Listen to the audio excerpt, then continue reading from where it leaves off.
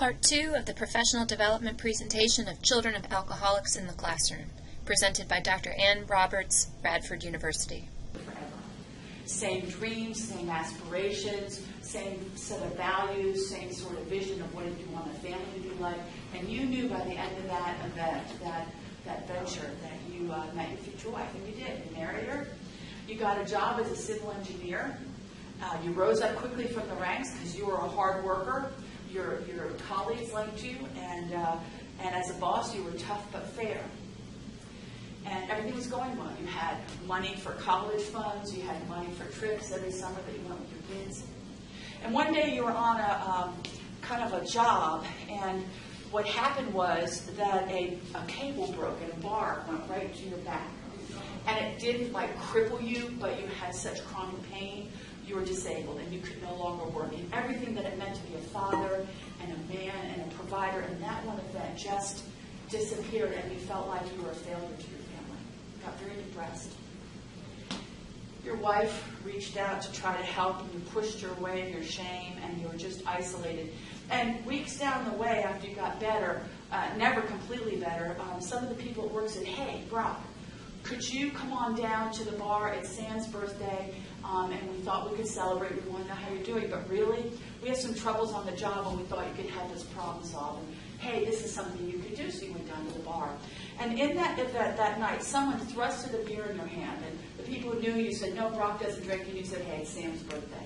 And really, that was about the first time you had a drink. You started getting into the habit of waiting at the bar after work to see the guys come in so you could hear what was going on in the job, kind of gave you something to do. And while you were waiting, you had a beer, and then two, and then three. And when the guys left initially, you would leave, but what did you go home to? You were so ashamed. And you ended up pretty quickly ending the night at the bar, and that's when you would go home. And pretty soon you became an alcoholic. So that's your life.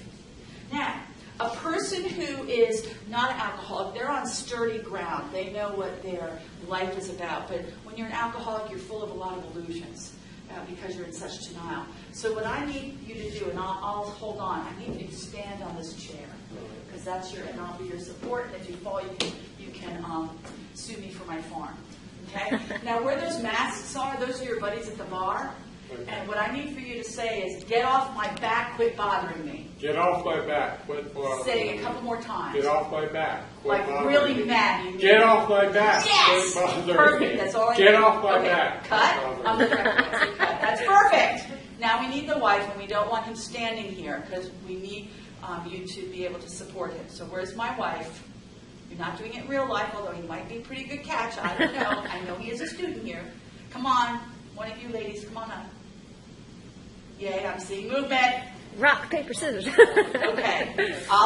That movement will come in handy later. Would you stand in front of him? And would you mind if he puts his hand on your shoulder for support? That's fine. Okay, so if you want to just put your hands on her shoulder.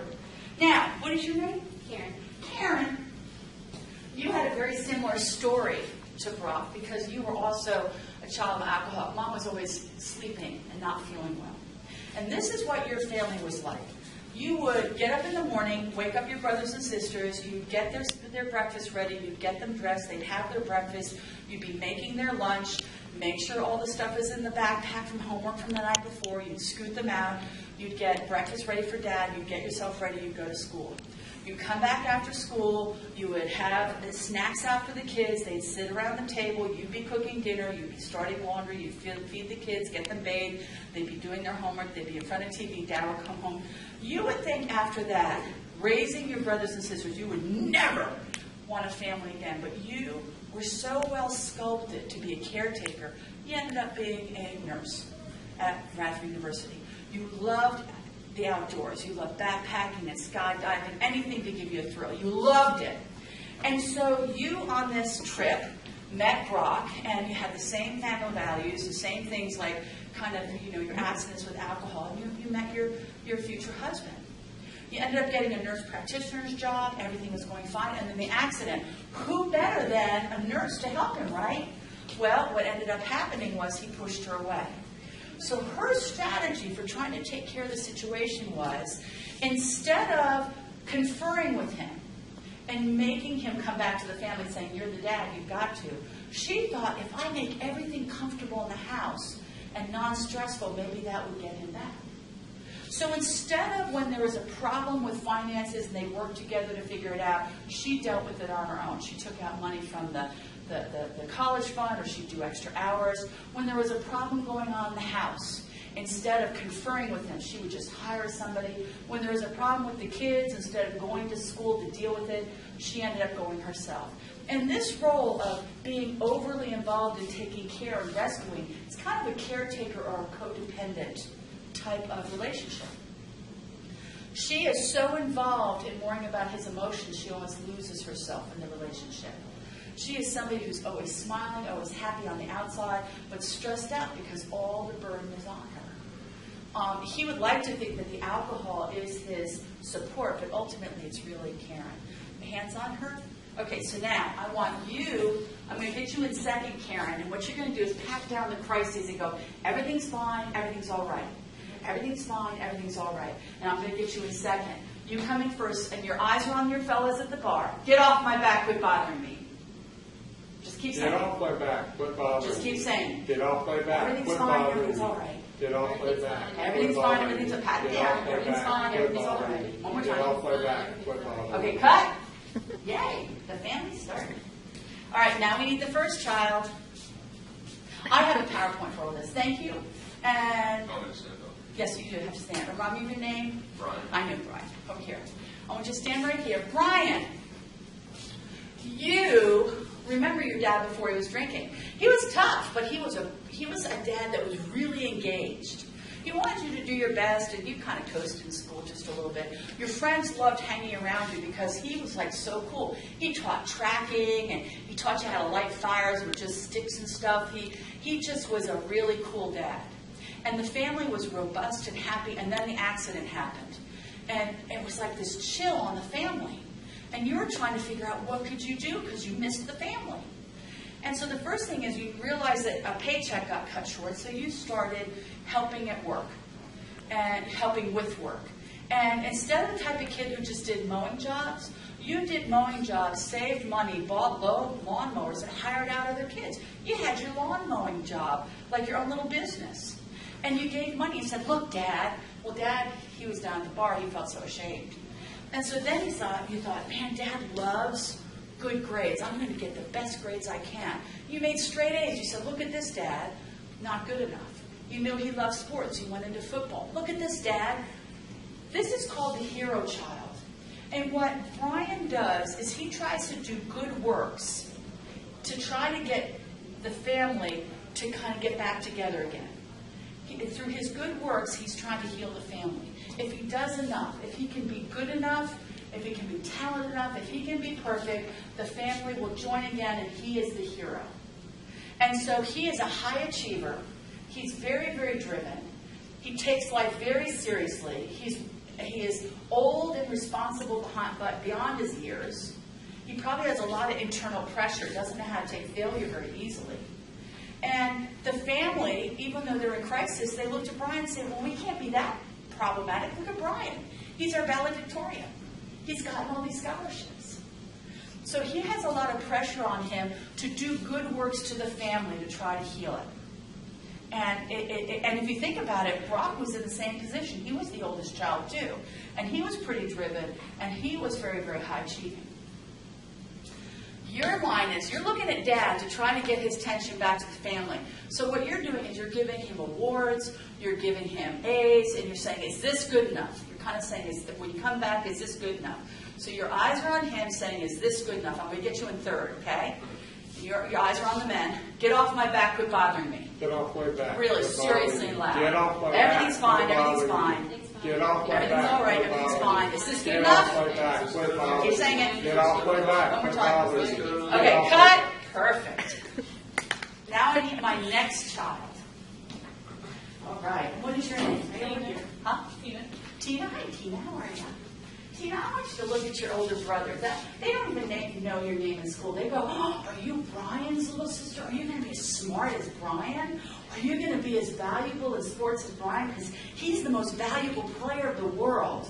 Are you going to be as helpful as Brian? Because You know, he's got a paper route that's 800 square miles. I mean, he is there. Look at your perfect brother. There's Brian. Don't you love him? Do you really? Can you compete with him? No. No, you don't. The heck with him. Turn your back on him. Okay, Tina, where Brian brings good works, Tina is willing to sacrifice herself. She's the scapegoat. What she does is she takes the crisis away from the family and puts it square on her. She's the type that when she was 12 years old, she'd shimmy down the second story out of the window, down the oak tree, and she would go late at night to the elementary school playground where the tough kids were, and she learned to smoke and drink. And she was also very, very popular with the guys. On the second story of the school building, it says schools suck in pink, and we know that Tina's done it, but we don't know how.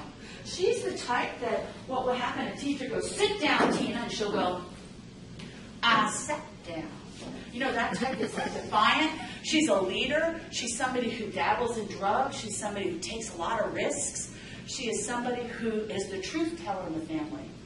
She's not going to be one who shuts up. The family goes, oh, Dad's not feeling well. She'll say, Dad's a drunk. No, he's just not feeling well. And they try to censor her. See, the illusion is if we fix Tina, everything else in the family is fine. But the reality is the moment that you fix Tina, we're going to recognize there's a problem over there. So she is willing to put herself out there to be the truth teller, to be the one that dabbles in drugs and alcohol, the one that gets in trouble with the law and does delinquent things, maybe do a runaway. She does all that to take away the stress from the family and put it on her. So she is the rebel or the scapegoat. Do you mind cursing just a little? Okay, so can you put your arms? Oh, yeah. Okay. So I want you, as loud as you can, to go the hell with all of you. And you're going to take, if you can, that's okay. But I want you, as loud as you hear him, you have to get over his voice. So if he goes louder, you go louder. Okay, good luck. Wait a minute, I'll tell you when to come in. Get off my back, quit bothering me. Get off my back. Everything's fine, everything's fine. Get off my back. Everything's fine. Is this good enough? Get off my back. Again? The hell with all of you. Get off my back. Loud! Quit bothering me. Get off my back. Quit bothering me. The hell with all of you! Wait, one more time. Get off my back. Okay, Quit cut. bothering me. Cut. You're good. You're fine. You're perfect. Where's my next child? Okay. Are you clapping every time? Oh, I'm just clapping because I'm glad to see people are participating. Okay, come on over here. What is your name? Caitlin. Caitlin, have you felt the energy? Yes. Is the energy kind of intense? Yes, very much. What gift do you think you can bring to the family? Do you want to add to the intensity? You custom made one or two? You don't want to add to it, right? No. So what would you do you think? I don't know, I guess I would just try to be calm. Yes, very quiet. Yeah. What you are is you're my ghost or my lost child. You're my invisible child. It's like, while these folks are all over the place, your gift is to not draw any attention to yourself.